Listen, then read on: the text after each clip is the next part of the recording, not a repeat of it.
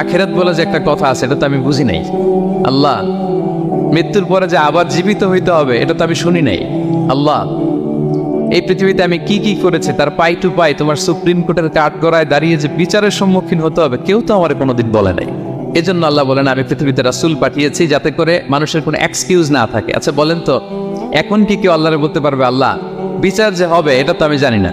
আল্লাহ, আখিরাত বলে যে একটা কথা আছে, পুনরুত্থান, পুনর্জীবিত হইতে হবে, আবার বিচারের সম্মুখীন হইতে হবে, জান্নাত জাহান্নাম আছে, এগুলো তো কোনোদিন আমি শুনি নাই। এই কথা, এই এক্সকিউজ তোলার কোনো সুযোগ কি আর আছে? No excuse will be granted that day, dear brothers and sisters. সেদিন কোনো এক্সকিউজ আল্লাহ তাআলা গ্রহণ করবেন না, কারণ আল্লাহ তাআলা রাসূলদেরকে প্রেরণ করেছেন। তারা আমাদেরকে বিস্তর বর্ণনা করে জানিয়ে গিয়েছে। এবং কেন রাসূলদেরকে প্রেরণ করেছেন? আল্লাহ বলেন যে দুইটা প্রাইম রেসপন্সিবিলিটি দিয়ে আমি রাসূলদেরকে প্রেরণ করেছি। এক নাম্বার, মুবাশশিরিন, তারা সুসংবাদদাতা। তারা আমাদেরকে জানিয়েছে এই পৃথিবীতে যদি আমরা ভালো কাজ করি, এক আল্লাহর ইবাদত করি, কারো হক নষ্ট না করি, তাহলে আমরা জান্নাতে যেতে পারবো। জান্নাতের সুসংবাদ তারা দেন।